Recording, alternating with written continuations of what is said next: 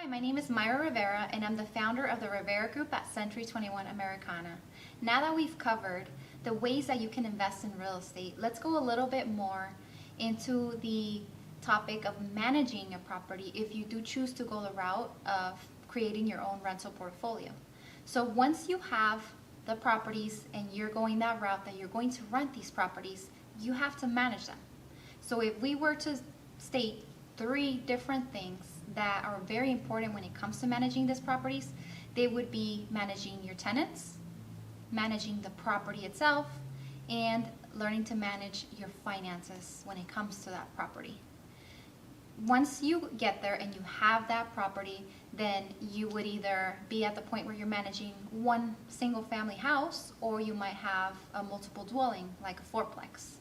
But all of those come hand in hand when it comes to the relationship you have with that tenant and all the laws that come after you being a landlord. So most importantly, when you begin to manage, would be keep those 3 in mind and start researching. Make sure you have the most up-to-date information on the laws that relate to you as a landlord. For example, the Federal Fair Housing Act is one of the most important things to know, along with what are your local and federal laws regarding being a property manager if you choose to do that yourself when you're the landlord. There's also certain processes when you're interacting with your tenants. Like, you would need to be aware of what the correct way is to access the property if you had to access the property. What is the correct way of handling a tenant if they're not making their payments on time?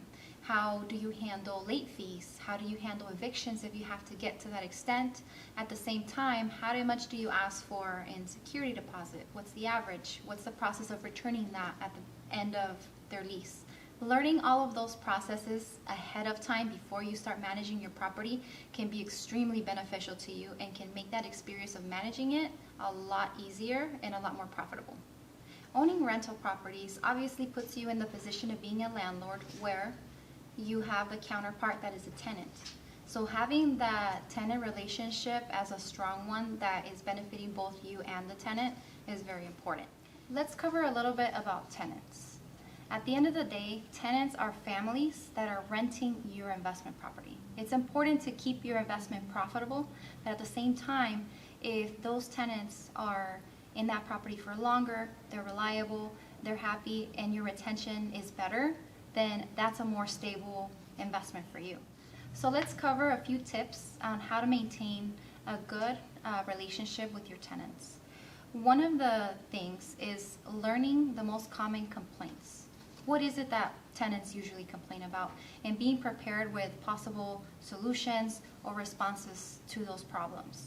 The faster you resolve them, the happier you have a tenant and the less stressed that you are as a landlord fixing that issue. Another thing is being respectful and responding in a timely manner when they do bring any problems to your attention. Making sure that you do all of those screenings ahead of time before you put that tenant in place can be very beneficial because it gives you the big picture of what that tenant is like as far as paying you on time and how long they plan to be in your property. Are they telling you that their plans are to stay there for 1 year, 2 years, or are they just looking for a long-term home to rent? Another major thing is going to be your tenant turnover. Tenant turnover is a natural part of renting and owning properties. And this aspect can very quickly eat into your pockets if it happens very frequently. So it does have its positive side and it does have a negative. So on the positive end, when you have tenant turnover, it gives you the opportunity to start a new lease with a new tenant. And if the market has changed, you can reassess the market and possibly charge more to that new person coming in.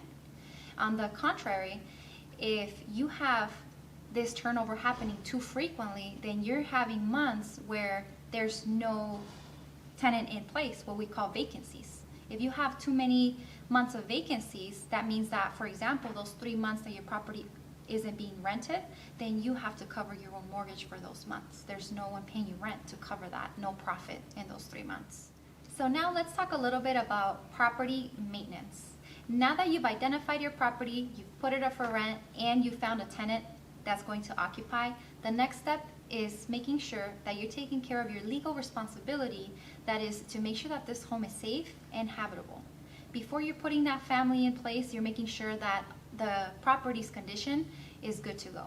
This means that you're checking that it has all the safety items, such as smoke alarms, for example. Once that is done, then family moves in, and they don't call you unless there's an issue. So one of the most common things that we see is that landlords will let the property be rented, and they won't do regular maintenance on the property unless an issue comes by. What we do see is that it's more cost effective to regularly maintain the property in a manner that you're making sure that you're fixing things as they're deteriorating, instead of fixing things on an emergency basis, where it could have been a simple fix on an HVAC system can turn into, because of the lack of, now you have a whole crash where you have to replace the HVAC system. Things like that. Another thing is regularly performing inspections at the property, just depending on your lease agreement, and you can either verify the agreement that you're using or check with your property manager. You do have the right as a landlord to go and periodically do inspections on the property every few months. With proper notice to the tenant, you can go in and do a property inspection of condition, make sure that the property is good. If there's any items that need attention, that you're addressing them, or if there's certain damage on there that is more the tenant's responsibility, they have a chance to fix, especially if they're coming close to the end of their lease agreement. Things like that. But it does keep it a little more cost effective for you to make sure that you're periodically maintaining versus emergency last minute, hey, now I have to replace the whole thing, kind of maintaining a property.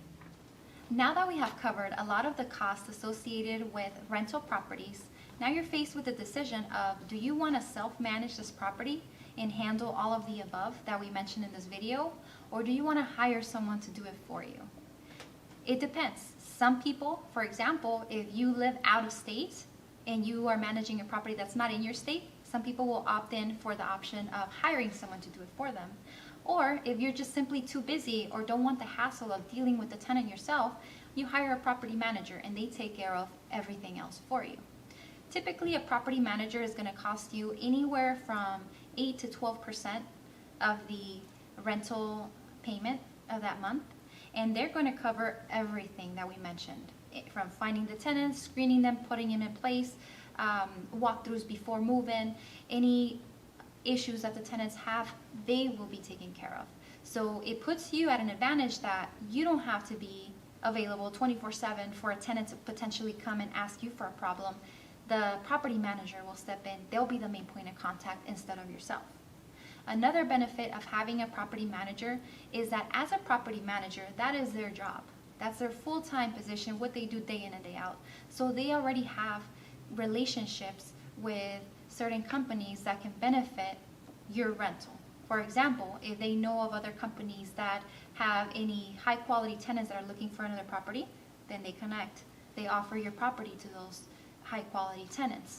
Another thing is that they do run a business where they manage a lot of properties, sometimes hundreds of properties. So they have connections with handymen, with contractors, any specialized field of contractor that would potentially be fixing your repairs. Sometimes those contractors will be more likely to answer the phone to them, to be quicker, or to even give them a better price, because they know that these property managers are sending them work in bulk. They have that relationship where it's a lot easier for them to get out there and fix your property when there is a potential problem.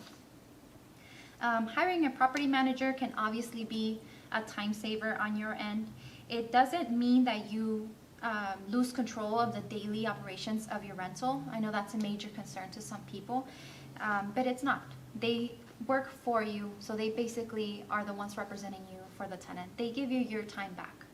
A good property manager can take on the management responsibility, making your investment a true passive investment.